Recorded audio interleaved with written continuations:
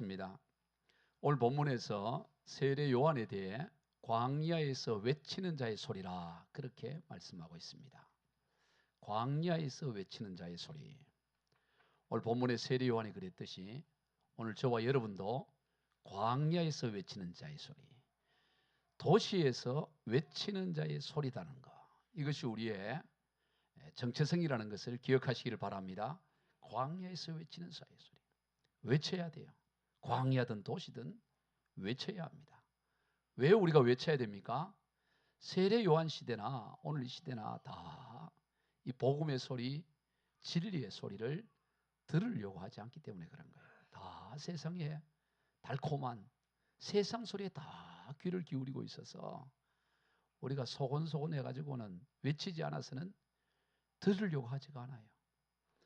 그래서 사도 바울은 이 마지막 때를 말하면서 디모데후서 4장 3절로 4절입니다. 시작.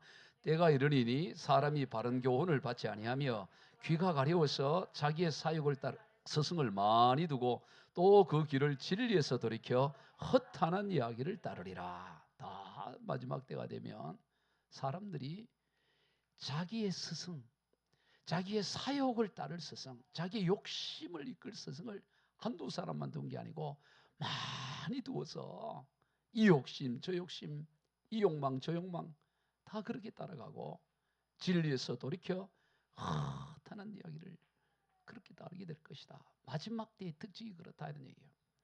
오늘 이 시대에 이 수많은 거짓 스승들이 있어요. 그래서 허탄한 소리 쫓아가는 거예요. 특별히 요즘 이 인터넷으로 인한 SNS, 유튜버 온갖 것들이 우리를 그럴듯하게 이끌고 스승이 되어서 계속 우리가 그렇게 쫓아가게 되는 거예요. 그래서 어디 땅값 오른다 그럼 거기에 또 신경 쓰고 어디에 또 맛집 있다 뭐 다 그 소리가 얼마나 그렇게 예전에는 몰라서도 못 들었는데 요즘 핸드폰만 보면 그냥 온갖 소리들이 다 나오게 소리. 이 마지막 때의 특징이라고 이미 바울은 말씀하고 있는 거예요. 마지막 때가 되면 다 자기의 사욕을 따를 스승을 많이 두고 진리에서 돌이켜 허망한 이야기, 허탄한 이야기 다 그래 따라갈 것이다. 여러분 우리 동네 저 가까이만 가봐도 역삼역, 성능역 가보면 목사 장로들이 그렇게 뭐 코인이니 무슨 뭐니 다단계니 뭔디 하고 허망한 쫓아 따라가요. 얼마나 세상이 다 그래가고 있어요. 예? 이런 때 우리는 뭘 해야 되느냐? 진리를 목이 터지라 외쳐야 돼요. 아멘. 진리를 외쳐야 돼요. 진리를 외치지 않으면 다 그 허망한 소리 다 따라가는 것입니다. 예?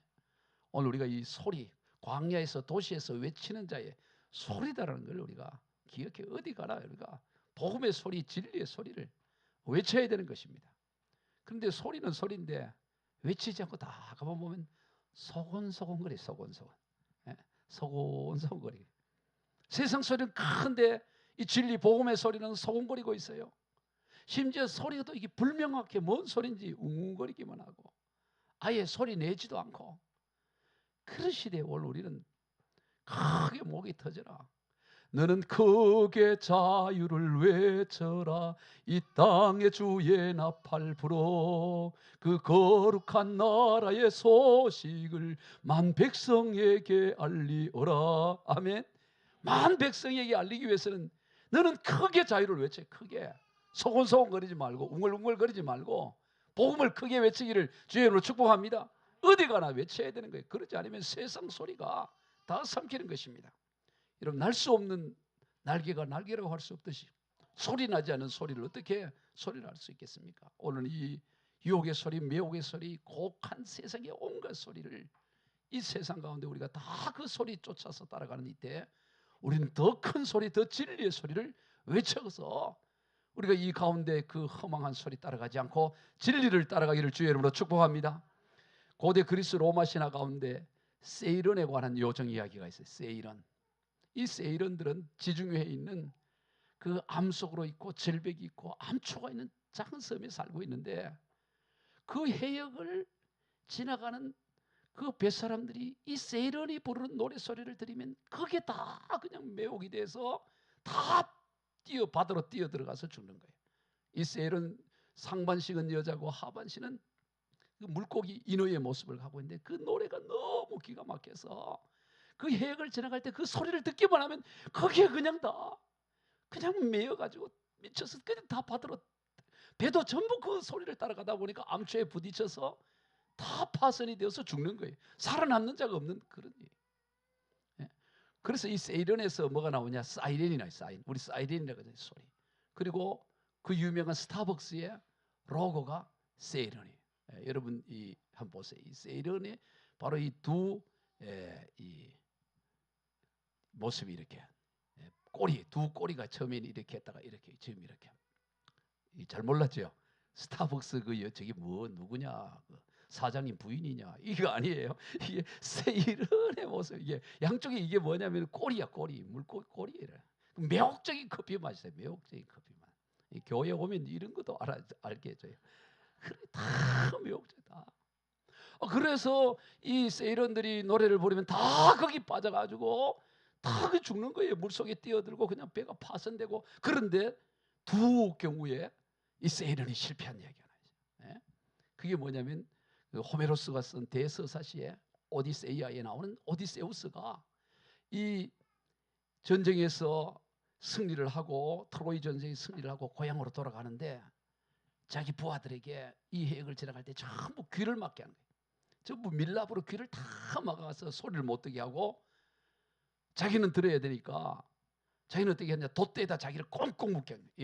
꽁꽁 묶어서 그 부하들에게 내가 뭐라고 풀어달라 하더라도 절대 풀어주지 말고 그 해역을 그냥 지나가게 하라. 그래서 지나가는데 드디어 이제 세이런의 노래 소리가 막 들리는데 그 소리에 미칠 지경이 막 그게 뛰어들고 싶어서 온 몸을 풀려고 하지만 풀 수가 없는 거죠. 그 부하들이 더 꽁꽁 묶어서 그리고 거기를 통과해야 갔다는 게 그 오디세이아에 나와요. 또 한 경우가 어디냐면 그 뛰어난 음악가자 시인인 오페르우스라는 그가 황금 양털을 찾아 이 아르고라는 이 배를 타고 건너가는데 이 오르페우스는 그 검은고 너무너무 악기를 잘 연해요. 우리로 말하면 이 검은고 영어로 리라 이걸 잘 연주하는데 그 크게 연주를 하고 소리를 높여 노래를 부르다 보니까 세이런의 소리가 들리지 않아 갖고 또 통과를 이 두 경우가 살아나 통과를 한 거예요. 그래서 세이런들이 자기가 다 죽이고 다 했는데 이 실패를 하니까 자기들이 바다에 빠져서 죽었더라. 지금 가면 세이런 없어요. 지금은 거기 그 지중해 아무리 찾아봐도 세이런이 실패하고 스스로 극단적 선택해서 이제 사라졌다. 그게 이제 이야기예요. 자, 이 이야기를 왜 하느냐? 여러분 오늘 이 시대도 이 세이런 같은 유혹의 소리가 우리 인생들을 다 매혹하고 끌고 넘어뜨리고 있다 이 말이에요. 이럴 때 우리가 어떻게 이 세상이라는 해역을 벗어나고 거기에 침몰되지 않고 거기에 사로잡혀 죽지 않고 살아날 수가 있는가? 바로 오디세우스처럼 이 세상 소리의 귀를 막아야 되는 것입니다. 귀를 막아야 되는 거예요. 밀랍으로 막고 그리고 우리의 몸을 돛대에 묶어요. 돛대가 뭡니까? 예수 그리스도의 십자가. 거기에 우리의 십자가에 우리의 몸을 꽁꽁 묶어야 되는 거예요. 교회에 우리의 꽁꽁 묶어야 되는 거예요. 진리에 우리의 몸을 묶어야 되는 것입니다. 그리고 오르페우스처럼 더 큰 소리, 더 아름다운 소리, 더 복음의 소리로 크게 자유를 외치고 더 크게 그러면 내가 들리는 거예요. 그럴 때 이 허망한 세상의 매혹적인 소리를 감당하고 거기에 매어 넘어지지 않고 승리할 수가 있는 것입니다. 오늘 본문에서 세련이 크게 그렇게 외친 거예요. 세련은 대충 애들로서 말하지 않았어요. 상대의 기분 상할까 봐 적당히 발언의 수위를 조절하지 않았어요. 제가 이 목회를 이 작은 교회를 하면서 한 가지 아쉬운 게 뭐냐면 발언의 수위를 조절할 수밖에 없어요. 너무 세게 해버리면 교회 나갈 것 같으니까 적당히 조절하는 그런 형태들이 있어요. 교회나 몇백 명 돼도 좀 막 크게 외치겠는데 이게 자동 조절이 돼. 수위 조절을 너무 수위 조절을. 그런데 세례요한은 이 수위 조절이 없어요. 수위 조절이. 자 보세요. 우리 세례요한 형님이 어떻게 했나? 우리 7절로부터 읽어봅니다. 시작. 요한이 많은 바리새인들과 사두개인들이 세례 베푸는 데 오는 것을 보고 이르되 독사야 누가 너희를 가르쳐 임박한 진노를 피하라 하더니. 자 보세요.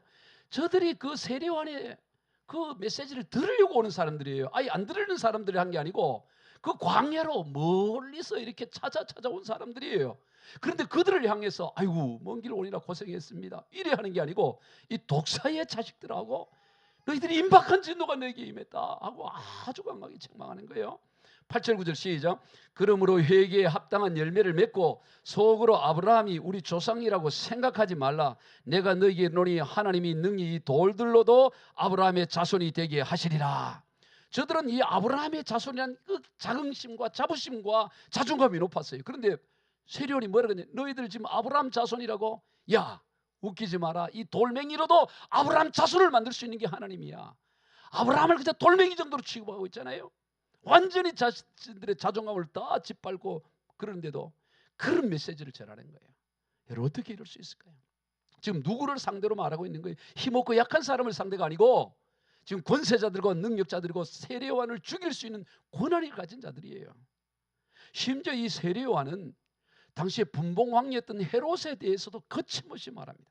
헤롯이 자기의 아내 동생 빌립의 아내 헤로디아를 뺏어서 아내를 삼은 것에 대해 다 그냥 저러면 안 되는데 속으로만 생각하고 자기들끼리 술 한잔 먹으면서 얘기했지만, 세례요한은 직접 그 세례요한은 그 헤롯 앞에 대놓고 신랄하게 비판하는 것을 보게 되는 거예요. 분명하게 외치는 것입니다. 그러다 결국에는 참수당하여 자기 목이 쟁반에 올려진 결과가 이렇게 되죠. 그걸 몰랐을까 하나요? 그렇게 하면 자기가 죽게 되는 것을 세례요한이 모르고 그냥 외쳤을까요? 그렇지 않습니다. 왜? 이 복음의 진리가 너무나 분명하고 확실하기 때문에 외치지 않을 수가 없는 거예요. 가슴이 뜨거운 거예요. 저는 오늘 이 설교를 듣는 저와 여러분이 이 말씀이 그저 좋은 교훈, 좋은 감동적인 스토리, 은혜, 그것이 아니라 여러분은 가슴에 불이 되기를 주의 이름으로 축복합니다. 그래서 이 들은 바를 집에 가서도 선포하고 친구에게도 선포하고 복음의 진리를 선언하는 거예요. 아멘. 외쳐야 돼. 너무나 분명해. 너무 확실하기 때문에. 사도행전 4장에 보면 이 제자들도 그래요. 다 외쳤어요. 가만히 있는 사람들이 없습니다. 사도행전 4장 17절 18절 저들이 복음을 전하다가 예수 복음 전한다고 다 잡혀와서 지금 감방에 잡혀있는 상황이에요. 그때 그들을 신문하면서 뭐라 그러냐, 우리 사도행전 17장 18절 시작. 이것이 민간에 더 퍼지지 못하게 그들을 위협하여 이후에는 이 이름으로 아무에게도 말하지 말게 하자 하고 그들을 분별로 경고하여 도무지 예수의 이름으로 말하지도 말고 가르치도 말라. 너 한 번만 더 하면 내 죽이겠다 막 협박을 하잖아요. 그때 이들의 대답입니다. 19절 20절 시작. 베드로와 요한이 대답하여 이르되 하나님 앞에서 너희의 말을 듣는 것이 하나님의 말씀을 듣는 것보다 옳은가 판단하라. 우리는 보고 들은 것을 말하지 아니할 수 없다 하니. 아멘. 여러분이 보고 들은 이 메시지를 말하지 아니할 수 없는 단계까지 나가기를 축복합니다. 그저 듣고 은혜 받은 게 아니라 가만히 입을 닫으면 가만히 있을 수가 없는 단계까지 가야 된다고. 예레미야 20장에 보면 예레미야가 하나님의 말씀을 전하니까 자기 고향 사람 친구 다 너 왜 그러냐고 손가락질해. 그래서 아이고 이제 내가 다시는 여호와를 선포하지 아니하며 다시는 그의 이름으로 말하지 아니라 하니 나의 마음이 불붙는 것 같아서 골수에 사무치니 답답하여 견딜 수가 없나이다. 답답하게 견딜 수가 없는 거예요. 이제 너무 힘드니까 이제 그만해야지. 그런데 속에서 천불이 올라오는 거예요. 답답하게 견딜 수 없어서 계속해서 메시지를 전하는 거예요. 오늘 여러분의 설교의 메시지가 단순한 설교가 아니라 여러분 가운데 그것이 불이 되어가지고 이걸 전하지 않으면 답답하여 견딜 수가 없는 단계까지 가야 돼요. 이게 복음이에요. 복음. 제가 요즘 이 하나님의 말씀을 묵상할 때마다 이 복음은 너무 엄청나고 너무 위대한데 이게 왜 힘없을까? 왜 사람들이 그냥 귀로 듣고 끝나버릴까? 답답하여 견딜 수 없는 단계까지 우리가 나가야 돼. 보았으니까, 확실하니까. 그래서 이들이 우리는 보고 들은 것을 말하지 아니할 수 없다. 말하지 아니할 수 없다 하잖아요. 너무나 확실하면 말하게 돼 있어요. 여러분 어린 그 동화 가운데 보면 임금님 귀는 당나귀 귀라는 게 있어요. 그 어진 임금인데 자꾸 귀가 이리 자라는 거예요. 그래서 감춰도 안 돼서 나중에 그 왕관을 제작하는 만드는 이를 불러서 내 귀가 보이지 않도록 그래 이렇게 감추기는 그런 왕관과 모자를 만들라. 근데 보니까 귀가 막 특이해. 당나귀처럼 귀가. 근데 니 그거 얘기하면 너 죽이겠다 이러니까. 그거 발설만 하면 죽이겠다 그러니까 이걸 이제 만들어서 줘서 이제는 이 귀를 가리기는 했는데 이게 너무 이게 혼자 생각하니까 이게 웃은 거야. 혼자 실실실실 웃으니까 사람들이 왜 웃어? 뭐 때문에 웃어? 아이 막 그런 건 아니고 또 실실 생각할수록 웃어야 돼.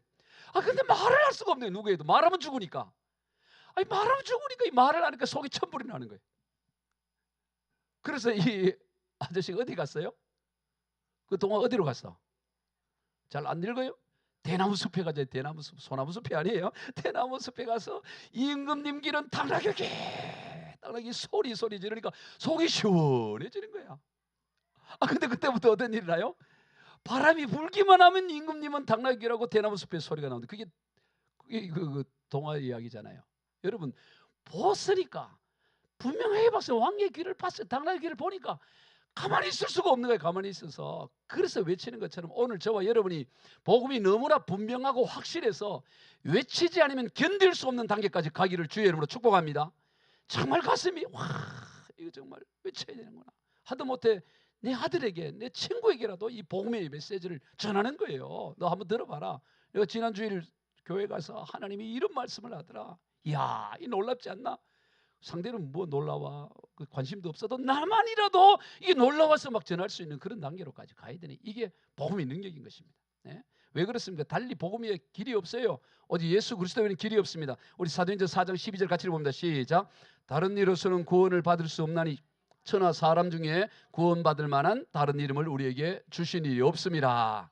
천하의 길이 없어. 천하의 예수 그리스도의 복음 외에는 천하의 달리 길이 없어요.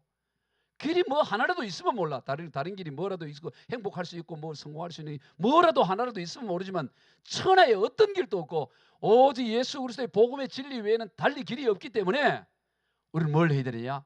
외쳐야 된다 이 말이에요. 크게 외쳐야 돼. 그래서 하나님은 우리가 외칠 수밖에 없도록 하기 위해서 하나님을 분명하게 경험하도록 하기 위해서 우리를 어디로 이끄냐? 광야로 이끄는 거예요. 광야. 왜 하나님께서 이 광야에서 외치는 자의 소리로 이 세례요한을 광야로 이끌어 왔느냐? 광야에 가서야 정말 하나님을 세밀하고 생생하게 경험할 수가 있어요. 누가복음 1장을 보면 세례요한의 출생에 대해서 아주 자세하게 그렇게 기록이 되어 있어요. 세례요한은 명문 가문에서 태어났어요. 제사장 가문이에요. 아버지 사가랴가 제사장이고 어머니도 아론 가문의 후손이에요. 그리고 다 어머니 아버지가 다 명문 가문인 아론 가문 출신이라고. 다 그러니까 이 제사장직은 세습을 하는 직, 세습을 하는 직인데 가만히 있으면 이 세례요한도 제사장이 되는 현재와 미래가 보장되는 그런 삶을 그래 살아가게 되는 거죠. 그런데 하나님께서 그를 하나님의 뜻 가운데 섭리 가운데 그를 광야로 이끌어요. 광야. 이 사가랴와 이 엘리사벳 사이에는 자녀가 없었어요. 오래되고 자녀가 없다가 마지막에 이제 더 이상 나올 수 없는 상황에서 하나님이 아들을 타게 했는데 그러니 얼마나 금이야 옥이냐. 아들을 그렇게 기다리는데 얼마나 귀하게 여기겠어요. 그런데 하나님이 그를 광야로 이끌어가요. 광야. 우리 생각에는 굳이 뭐 광야 가서 교육할 거 뭐 있어요? 제치동 학원 다니면서 강의 듣고 일타 강사 강의 듣고 이렇게 또 좋은 선생님 만나서 과외. 그러면 더 잘할 거 아니겠어요? 좋은 시스템에서 좋은 스승 만나서 좋은 책도 보게 하고. 그런데 광야는 뭐야? 아무것도 없다고. 아무것도 없는 광야로 하나님이 어릴 때 보내요. 어릴 때. 누가복음 1장 80절에 보면 아이가 자라며 성령이 강하여지며 이스라엘에 나타나기까지 빈들이 광야에. 이 아이라는 이 파이디온이라는 단어 자체가 뭐냐면 아주 어린 아기를 청소년을 말한 게 아주 제절대자 어릴 때부터 광야로 이 세례요한을 보내게 되는 거예요. 그 광야는 살 수 없는 곳이잖아요. 살 수가 없어요. 하나님이 개입하시고 하나님이 이끌어가지 않으면 한순간도 살 수 없어요. 밤에는 춥고 맹수가 있고 낮에는 덥고 뭐가 있어요. 전적으로 하나님이 역사하시고 하나님이 이끌어줘야 된다고. 그러니까 오직 하나님밖에 바라볼 수 없어요. 먹는 게 뭐였습니까? 4절 음식은 메뚜기와 석청이었더라. 이 메뚜기와 석청, 건강식이네. 이 석청 야생 벌꿀이 석청이거든요. 건강식 야생 석꿀 그것도 한두 번이지 계속 메뚜기 먹어보세요. 여러분 메뚜기가 쉽게 잡힙니까? 어릴 때 우리 메뚜기 들판에 논에 메뚜기가 얼마나 빨리 잘 뛰는데 메뚜기 잡는 게 쉽지가 않아요. 네, 메뚜기 잡아야죠. 석정, 야생, 벌꿀, 여러분 벌이 그냥 꿀 드십시오 도요? 막 쏘댄다고 쏘고.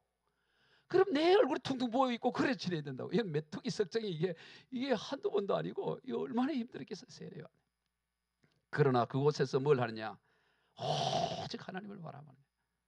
성령이 스승되셔서 진리를 가르치시니 그 말씀 한 절 한 절이 내 마음에 교훈되도다. 성령이 직접 가르쳐요. 성령이 한 절 한 절 하나님의 진리를 가르쳐 주는 거예요. 세례요한에게. 그러니까 세례요한은 너무나 분명하게, 너무나 진리가 너무나 분명하니까 뭐 죽인다 그래도 뭐 그게 눈에 들어오지 않는 거예요. 수위 조절을 하지 않아요. 수위 조절을. 확실한 메시지를 선포하는 거예요. 분명한 메시지를 선포하는 것입니다. 그래서 위대하게 쓰이는 거예요. 여러분, 오늘 이 시대에 우리가 정말로 경계하고 두려워해야 될 것은 풍요로움이에요. 여러분, 오늘 이 시대만큼 풍요로움이 없어요. 해를 조선, 그런 인간들 다 묶어갖고 조선인민공화국으로 보내버려야 된다고. 여러분, 이렇게 부유한 시절이 아담 이후로 어디 있어요? 고조선 이대로 이렇게 부유한 시대가 없다고.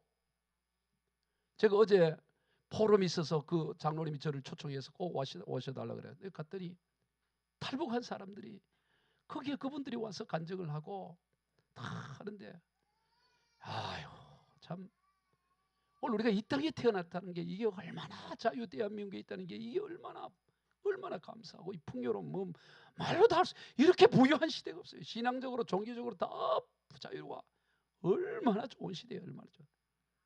그러나 또한 감사할 일이지만 그보다 더 뭐 해야 되느냐? 조심하고 경계해야 돼요. 더 조심해야 된다고. 정신 바짝 차리지 않으면 세상의 매혹적인 이 세련과 같은 소리에 다 거기서 질려 세월 다 허비해버려요. 풍요롭고 너무너무 감사도 하지만 그보다 더 조심하고 더 경계하고 또 조심하고 또 정신을 차려야 될 때가 이 시대입니다.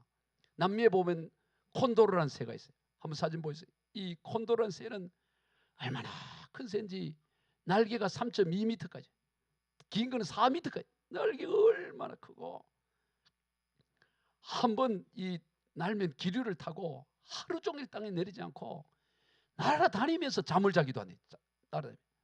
잠을 기류를 타고 가니까 피어나. 이 독수리과인데요. 근데 사람이 이 콘도르를 생포를 해요. 산채로 잡아요. 어떻게 잡을까? 이 엄청난 새를. 간단해요. 이 죽은 말고기 같은 걸 들판에 널어놓고 움막을 쳐놓고 다 기다리면 그 콘도로가 내려오는 거야. 와서 실컷 뜯어먹게 하는 거야. 많이 먹어서 배가 부르려. 그럼 그 다음부터는 어떻게 할까요? 걸어가면 돼요. 그냥 걸어가면. 얘가 워낙 많이 먹으니까 날개가 크니까 이게 날지를 못하는 거야. 그냥 가만히 있는 거, 그냥 투날개 잡은 거 한번 보이세요? 투날개 그냥 나만히 있는 거 사진 띄워주세요. 그러니까 그게 진짜 잡는 거예요. 이렇게 그냥 가서 잡으면 되는 거예요. 여러분, 콘도로 큰 날개, 창공을 날고 이 엄청난 그 날개가 있는데 세상 먹을 이 죽은 말고기 먹다가 그냥 그대로 잡히는 거예요. 여러분, 이 모습이 오늘 현대 대한민국의 교회 우리 성도들의 모습이 아닐까요? 풍요로움 세상이 다 빠져가지고 교회를 다녀도 어디 땅값이 오르고 어디 아파트값이 오르고 어디 뭐 좋은 먹을 때 내 세상적인 거 추구하다가 그냥 사단 마귀에 다 사로잡혀갖고 그냥 살아가는 거예요. 신앙생활하는 게 아니라 그냥 종교생활하고 그냥 내 마음의 평안이라 그냥 느끼고 교회 안 나오면 찝찝하니까 나오고, 너무나 작은 복음, 너무나 작은 예수 믿는 이 콘도르 같은 인생 살아가고 있지 않냐 이 말이에요. 오늘 우리가 정신을 차려야 될 줄로 믿으시길 바랍니다. 그리스도인의 영성은 광야의 영성이에요. 광야의 영성. 광야를 지나야 가나안 땅에 이르게 됩니다. 광야 가운데서 하나님을 깊이 경험하게 되는 거예요. 그곳에 하나님이 역사하는 거예요. 여러분, 세례 요한에 대해서 누가복음 3장에서 자세히 설명하는데요. 누가복음 3장 1절부터 2절을 한번 같이 읽어봅시다. 시작. 디베리오 황제가 통치한 지 15째 해, 곧 본디오 빌라도가 유대의 총독으로, 헤롯이 갈릴리의 분봉왕으로, 그 동생 빌립이 이두레와 드라고니 이방의 분봉왕으로, 루사니아가 아빌레네의 분봉왕으로, 안나스와 가야바가 대제사장으로 있을 때 하나님의 말씀이 빈들의 사가랴 아들 요한에게. 자, 이 사람들이 쭉 나와요. 이 중에 여러분 골라 잡아서 어느 하나, 여러분 그 사람을 주겠다 그러면 여러분 뭐 고를래요? 이번에 보니까 디베리오 황제도 나오고요, 빌라도 총독도 나오고, 분봉왕 헤롯, 분봉왕 빌립, 분봉왕 루사니아, 대제사장 안나스, 가야바, 많은 사람들의 이름이 있죠. 그리고 요한. 자, 이 중에 여러분 골라 잡아서 어느 하나 너 인생 주겠다 그러면 뭘 다 고를까요? 예, 뭘 고르겠어요? 다 빈들에 있는 요한을 고르시기를 축복합니다. 아니, 말이라도 하면 디베리 황제 좋지, 황제 로마 황제 좋지만은 아니 예배 드리는 시간 아닙니까? 그런데 이 자리에서라도 요한을 택해야지. 이 자리에서 그래도 나는 황제가 좋은데 이러면 안 되는 거야. 다 여기 보면 황제도 있고 분봉왕도 있고 대제사장도 있고 또 내노란 군세자들이 있다고. 그러나 이 세례 요한은 빈들이야. 황해 아무것도 없는 거야. 그런데 그 대단한 사람들 가운데 하나님의 말씀이 임하지 않고 누구에게 임합니까? 세례 요한에게 하나님 말씀이 임했다는 거예요. 왜요? 왜 황제나 총독이나 왜 대제사장이나 분봉왕에게 하나님의 말씀이 임하지 않고 이 기라사 같은 사람들이 임하지 않고 빈들에 있는 아무것도 없는 세례 요한에게 임했을까요? 세례 요한은 오직 하나님만 바라봤기 때문에, 오직 그의 관심은 하나님께만 있었기 때문에 하나님의 말씀이 오늘 우리에게 임했다라는 거예요. 오늘 우리도 어떤 높은 지위에 있냐 그게 중요한 게 아닙니다. 빈들에 있을지라도 오늘 우리가 오직 하나님의 말씀을 바라볼 때 거기에 하나님이 임하는 줄로 믿으시길 바라요. 하나님의 말씀이 임하는 인생이 되어야 돼. 하나님의 말씀이 강력하게 임하는 인생이 되어야 돼. 5절 한번 봅시다. 그 빈들에요. 5절 시작. 이때 예루살렘과 온 유대와 요단강 사방에서 다 그에게 나와. 그에게 다 사람들이 하나님이 오는 거예요. 여러분 우리가 생각해 그 빈들에 누가 갈 것 같아요? 다 좋은데 물 좋고 뭐 다 이 좋은 데로 가지 왜 그 빈 광야에 가겠냐 싶지만 하나님이 보내주시니까, 하나님이 글로 가게 하시니까 온 사람들이 거기에서 다 나오는 거예요. 그러면 이제 사람들이 이제 나오니까 드디어 이제 사람들이 날 알아보네, 드디어 이제 인물 알아보는구나, 이러지 않아요. 세례 요한이요, 사람들이 와서 예루살렘에서 권세자들이 살을 보내서 당신 도대체 누구냐? 보니까 그리스도 메시아 같은데, 우리가 그렇게 기다리는 메시아 같은데 메시아가 맞냐? 물어봐요. 예? 그렇게 찾아오죠. 뭐 굉장하니까 다들 오지 않겠어요? 당신 그리스도 아니냐? 메시아 아니냐? 우리가 다 그렇게 오랫동안 기대하고 사모하던 메시아 같은데 혹 그리스도가 아니냐? 이렇게 물읍니다. 그럼 어떻게 대답할까요? 드디어 그동안 고생 내가 메뚜기 잡고 벌에 쏘이면서 석청 먹고 애 먹었는데 드디어 내가 메시아인 것도 아니고 아닌 것도 아니고 그냥 애매하게 그냥 사람들이 존경하도록 그렇게 할 법도 하잖아요, 인생이. 그런데 그렇게 하잖아요. 뭐라 그러냐? 요한복음 1장 19절부터 20절 시작. 유대인들이 예루살렘에서 저들과 레위인들을 요한에게 보내어 내가 누구냐 물을 때 요한의 증언이 이러하니라.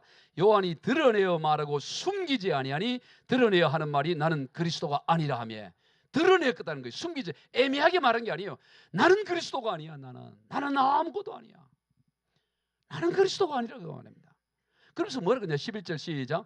나는 너희로 회개케 하기 위하여 물로 세례를 주거니와 내 뒤에 오시는 이는 나보다 능력이 많으시니 나는 그의 신을 들기도 감당치 못하겠노라. 그는 성령과 불로 너희에게 세례를 주실 것이요. 나는 아무것도 아니고 내 뒤에 오시는 그리스도가 그분이 계시는데 나는 그분의 신발조차, 유대 문화에서 신발은 가장 천한 것인데 나는 그분의 신발도 못 들어.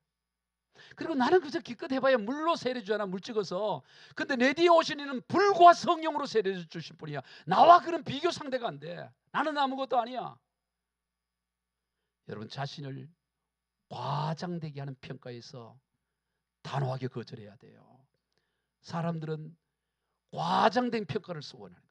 사실 별것도 아닌데 대단하다. 또 그래 안 하면 섭섭해하고. 과장된 평가, 아이고 최고입니다, 대단합니다. 그 평가를 단호하게 거절해야 된다고. 아멘. 단호하게 거절해야 돼요. 그리고 오직 예수 그리스도에 초점을 두잖아요, 이 세례 요한이. 그러면서 나는 외치는 자의 소리다. 이 소리를 강조해. 외치는 자의 소리. 자기 정체성이 소리라는 것을 기억하는 거예요. 여러분, 오늘 저와 여러분의 정체성이 외치는 자의 소리, 이 소리라는 걸 기억해요. 소리는 어떤 거예요? 소리는 사라져야 돼요. 만약 소리가 사라지지 않고 지난주 제가 설교한 소리가 여기 계속 남아서 돌아다니면 어떻게 되겠어요? 막 섞여가지고 1년치 막 섞이면 어떻게 살 수 있겠어요? 소리는 어떻게 되냐? 소리는 그 목적을 이루고 사라져 버려야 돼. 소리. 나는 그저 사라질 소리에 지나지 않아. 여러분 오늘 이 시대가 왜 문제가 됩니까? 소리인데 사라지려고 하지 않아. 남아있으려고 그러니까 그게 소리가 부딪히고 막 시끄러워서 혼돈을 가져오는 거예요. 여러분 교통 표지판은 그저 표지만 날려주면 돼요. 표지판이 목적지처럼 행하면 안 돼. 여기로 가면 서울로 간다, 여기로 가면 부산으로 간다. 그것만 날려줘야지. 부산 표시가 있다고 해서 자기가 부산인 것처럼 나타내면 되겠어요? 서울인 것처럼 하면 되겠어요? 표지는 그저 표시만 날려주는 것으로 끝난다고. 오늘 우리의 이 분명한 자기 정체성, 나는 그저 소리야. 광야에서 소리치고 그냥 사라지는 존재에 지나지 않는다. 나는 그저 아무것도 아니다. 나는 예수님 때문에 충분히 기뻐한다. 요한복음 3장 29절로 30절 읽어봅시다. 시작. 신부를 취하는 자는 신랑이나 신랑의 음성을 듣는 친구가 크게 기뻐하나니 나는 이러한 기쁨이 충만하였노라. 그는 흥하여야 하겠고 나는 쇠하여야 하리라. 이게 분명한 거예요. 나는 아무것도 아니야. 그분만 흥하면 돼. 그분만. 그분만 나를 통해서 예수님만 이렇게 영광을 드러내면 나는 그걸로 충분해. 여러분 이 단계까지 나가기를 주의 이름으로 축복합니다. 내 뭐 인정하지 않고 나 뭐 박수 상관없어. 이런 교회 시험 드는 이유는 딱 하나예요. 다 보면 내가 지금까지 개척 한 20년 가까이 하는데 다 시험 드는 하나라고. 왜 날 인정하지 않냐 이거지. 왜 날 몰라주세요? 왜 날 안 알아주세요? 이거야. 다 허황된 이야기예요. 목사가 알아주면 뭐예요? 목사도 소리로 사라질 인생인데 목사한테 인정받아서 뭐 하겠어요? 그 다 허황된 소리예요. 세리와는 뭐냐? 나는 아무것도 아니야. 나 박수 받을 필요도 없고 오직 주님의 이름만 드러나면, 그분만 드러나면 나는 기뻐하고 또한 기뻐한다. 그렇게 말씀하고 있는 거예요. 여러분은 무엇 때문에 기뻐하고 무엇 때문에 낙심하고 실망합니까? 다 보면 자기 높일 때 기뻐하고 낮아지면 절망하는 거예요.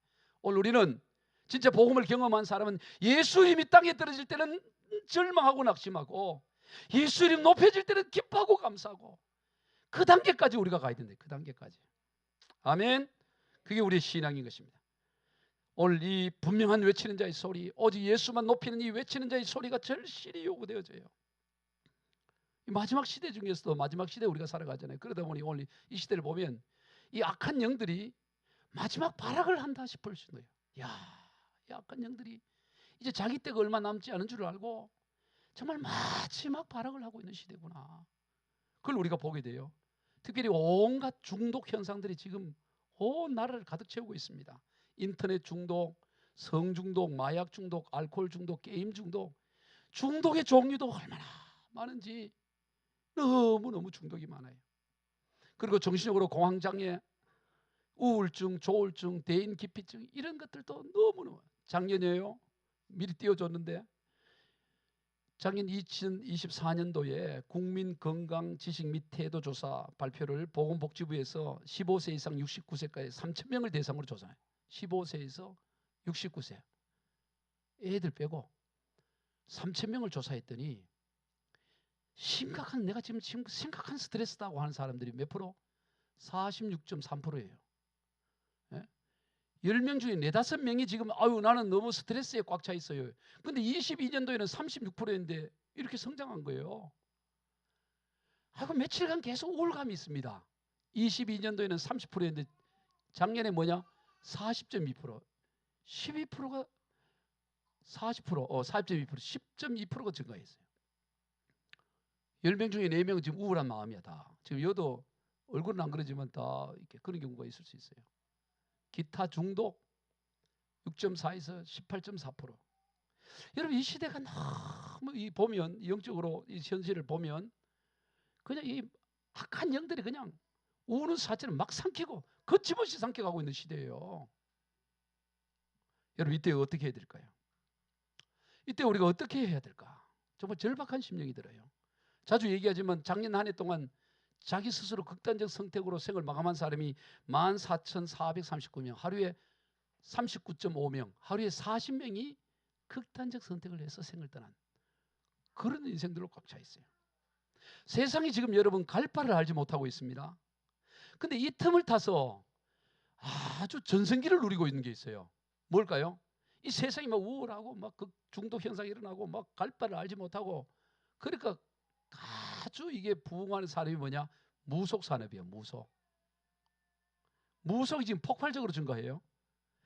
무속인의 숫자가 2000년대 초반만 하더라도 약 20만 명인데 지금 약 몇 명을 추정하느냐, 등록된 수 이렇게 했을 때 80만 명을 해요. 80만 명 무속인들. 여러분, 교회가 지금 한 교회 한 6만 교회 돼야 되죠. 능력 잡아서 6만 교회야. 그러면 한 교회 목사 몇 명 있을까요? 많아봐야 평균을 해봐야 두 명을 잡더라도, 3명 잡더라도 3, 6, 18, 18만 명까지 안 돼요. 목사가. 한 교회에 3명 있는 교회가 어디, 우리나라 교회 70%가 미자리 교회인데 목사 하나 있기도 쉽지 않는데, 그래도 뭐 큰 교회 여러 명 있으니까 다 합치더라도 20만, 진짜 목회하는 사람이 한 20만 될까요? 근데 무속인이 지금 80만 명이라고. 더 넓게는 100만 정도로 잡아요. 이 무속으로 인한 시장 규모, 점술 시장 규모가 조사가 나오는데 1조 4천억 원이 넘어요. 무속 점치고 일어나서 이렇게 점값으로 이게 굿하고, 이게 1조 4천억이 넘어요, 1년에. 근데 이게 조사가 안 된 까지 합치면 좋게 10조가 넘을 거라 그래요. 지금 이 세상에 무속판을 다치고 있다. 무속이. 영화, 드라마, 유튜브 보세요. 교회는 다 비판을 해. 교회는 다 목사고 뭐고 다 나쁘게 그리고 있는데 무속에 대해서는 굉장히 긍정적인 이미지를 그리고 있어요. 이 앞으로 이게 점점 더해질 것입니다. 점점 더해져요. 여러분, 이때 우리가 어떻게 해야 될 거냐 이 말이에요. 이 시대 가운데.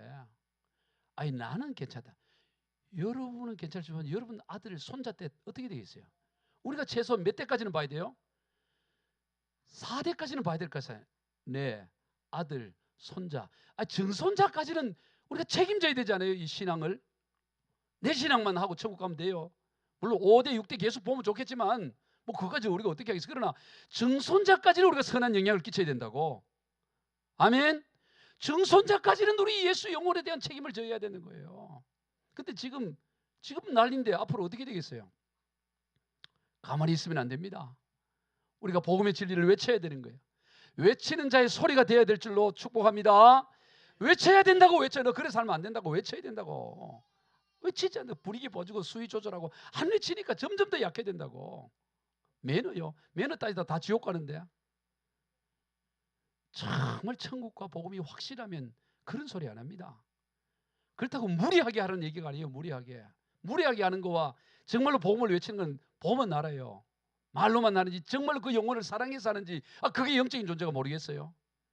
오늘 이 시대 우리가 외치는 자의 소리가 되어야 된다면, 그러도록 하나님, 우리는 종종 광야로 하나님 우리 몰아가시는 거예요. 광야. 왜 하나님 내게 광야 주냐고. 광야를 가야 진짜 하나님을 만나는 거야. 하나님을 외칠 수밖에 없는 상황으로 우리를 이끌어 가신다 이 말이죠. 그래서 광야는 우리 그리스도인에게 복이에요. 은혜인 것입니다. 우리를 다시 회복하게 하는 길인 것이죠. 그랬을 때 하나님이 우리에게 길을 열어주시고 사람들 보내주시고 우리의 사역의 장을 할 수 있도록. 아니, 광야에 누가 갈 것 같지만 많은 군인들이 가고 많은 세리들이 가고 광야가 찾아오잖아요. 들을 것이 있으니까. 오늘 우리가 이 시대에 광야에서 외치는 자의 소리가 되었어요. 여러분이 직장에서든 가정에서든 어디서든지 예수 복음 분명하게 외쳐서 살려내는, 또 살아나는 그런 삶이 되기를 주 예수 그리스도 이름으로 축복합니다. 기도하겠습니다. 하나님 아버지, 감사합니다. 오늘 세례 요한처럼 이 시대에 우리를 외치는 자의 소리로 불러주셔서 감사합니다. 그런데 벙어리처럼 하나님 눈치 보고 수위 조절하니라고 웅얼거리고 소곤거리고 심지어 침묵하는 그런 인생들을 살았던 우리의 죄를 용서하여 주시고, 오늘 이 말씀이 우리의 가슴에 불이 되어져서 오늘부터라도 하나님 만나는 사람마다 예수 복음 외치게 하여 주옵소서. 세례 요한처럼 광야에서 도시에서 외치는 자의 소리가 되게 하여 주시옵소서. 축복하며 예수님의 이름으로 기도드리옵나이다. 아멘.